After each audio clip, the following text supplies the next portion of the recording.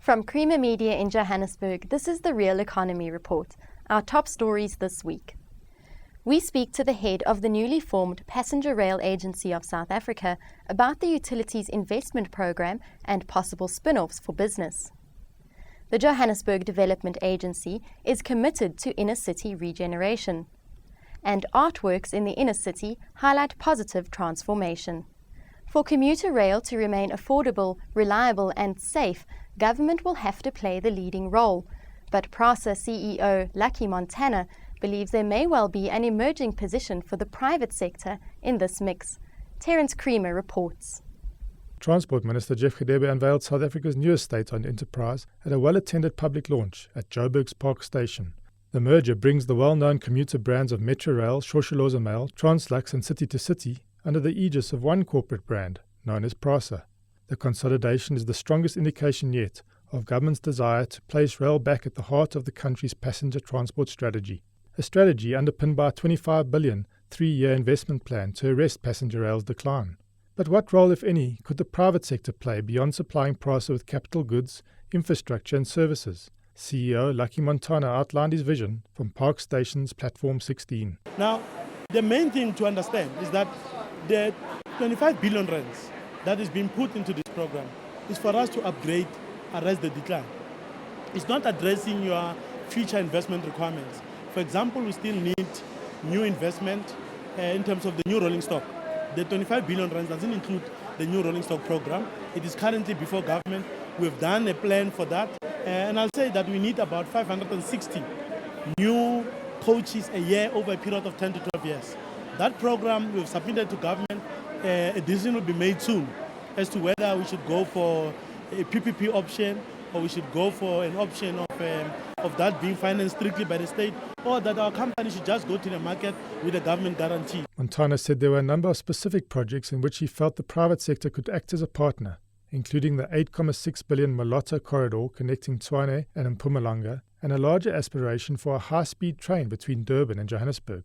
A number of light rail projects may also emerge, and there could also be partnerships funding and operational arising from the proposed Cape Town International Airport link. That type of a program would require private sector investment, would require PPP arrangements, and we think that is doable. Opportunities could also arise from programs designed to release value from PRASA's extensive property portfolio, which would be managed through its property and station management arm, Intersite. The Johannesburg inner city is changing.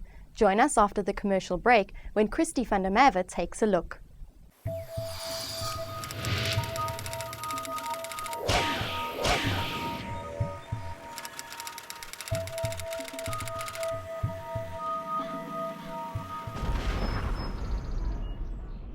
Johannesburg has always been a bold and bustling city, but there's no denying it's suffered neglect over the recent years.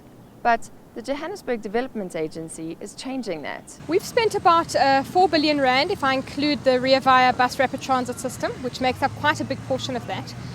The rest of the money is being spent on inner city regeneration, on township regeneration, and also on the 2010 projects. We've got an increasingly bigger inner city regeneration funding base over the last few years, and we're very delighted that there is more capital to work with in revamping the inner city. The whole basis of our work is the belief that if we as the city can take responsibility for the public environment and make sure that the public environment is working well, that the buildings, which is to say the private buildings, will be looked after by private sector investors. And we are really finding that. The amount of money that is being spent by the private sector in acquiring buildings and in renovating buildings in the areas in which we have been working, especially in Newtown, in Braamfontein, in the Fashion District and a number of other places, we are finding that the numbers are very large.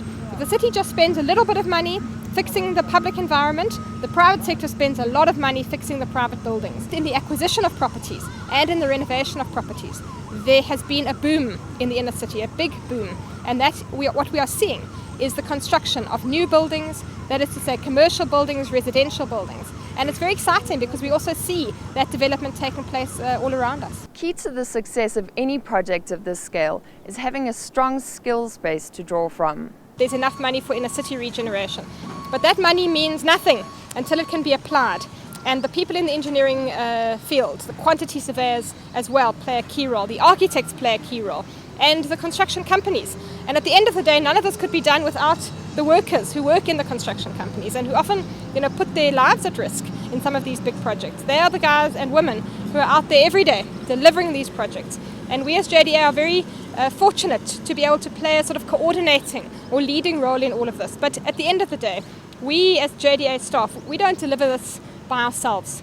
We deliver this with our professional teams, we deliver this with the contracting companies, we deliver this with the ordinary men and women who are out here early in the morning building these projects and who are often forgotten in all the hype. After successful interventions in Newtown, Braamfontein, the Fashion District, Jewel City, Hillbrow, Berea, Yeovil and Ellis Park, this financial year the JDA will turn its attention to the Doornfontein area, as well as Fordsburg and Diagonal Street. There's demand to be in the inner city, and what we need to do is make sure that the public environment can support that demand. That when people come into the inner city, there are places to park, there are parks to play in, that if you live in the inner city, that there are decent places for you to be with your children, that there are restaurants. And slowly, block by block, building by building, I think we're winning the battle. It's clear that achieving the goal of developing Johannesburg into a world-class city is going to take continuous commitment from both the public sector and the private sector. For the Real Economy Report, I'm Christy van der Merwe in Johannesburg. An artist group is being funded by the Johannesburg Development Agency to install public artworks as part of the Urban Regeneration Initiative. Beth Shirley reports. The Trinity Session is an art production company interested in urban regeneration and public art interventions. Currently, it is involved in the upgrade of Hillbrow, Yeovil and Berea. Marcus Newstetter, Joint Director of the Trinity Session, explains that the artworks fall in a broader upgrade framework. Over the last 2 years, the City of Johannesburg and the Johannesburg Development Agency have been upgrading and trying to transform the Hillbrow, Berea, Yeovil area. Companies like Gap Architects have been awarded the tenders to upgrade the paving and the kind of public space areas, and companies like ours, the Trinity Session and Grady Design, have been responsible for commissioning public art in the Hillbrow, Berea, Yeovil area. Some of them which are community-based and interactive, where the community has been part of building the work or part of designing the work, while others have been more sculptural, iconic pieces to say, welcome to Hillbrow or welcome to Yeovil. Stephen Hobbs, partner at Trinity Session, explains the difficult task of preserving the artworks in the inner city environment. Part of the process of developing the works is to ensure, relative to the location and site, that the process of fabrication and manufacturing can withstand the test of time. An interesting issue because, practically speaking, this is an issue of the city, the Department of Arts, Culture and Heritage, and the city in general taking ownership after practical completion. Address the maintenance issue up front in the planning and the development and fabrication and installation of the work. To produce work in the right way and engage the environment and the people that use it in the right way, you could start to look at different types of ownership that occurs. And now for a sneak preview of this week's Engineering News magazine. Read about the array of technology spin-offs emerging from the construction of the Meerkat radio telescope. We report that the government of Lesotho has invested 400 million rand in the construction of a new public hospital and the refurbishment of 3 clinics. And we reveal that Durban's 2010 FIFA World Cup Moses Mabhida Stadium will feature a cable car as a tourist attraction. And in Mining Weekly this week, read our cover story on the state of South Africa's ferrochrome smelters and their reaction to the global financial crisis. We reveal that TSX and AIM-listed Platman hopes to do an inward listing on South Africa's JSE towards mid-2009. And read that coal-to-liquids giant Sasol has completed the basic designs for Secunda's underground coal gasification demo plant. That's Creamer Media's Real Economy Report. Join us again next week for more news and insight into South Africa's real economy.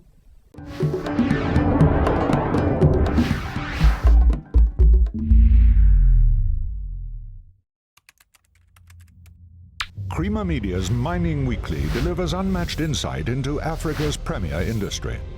Breaking news, visit miningweekly.com. Creamer Media's Mining Weekly, empowering mining.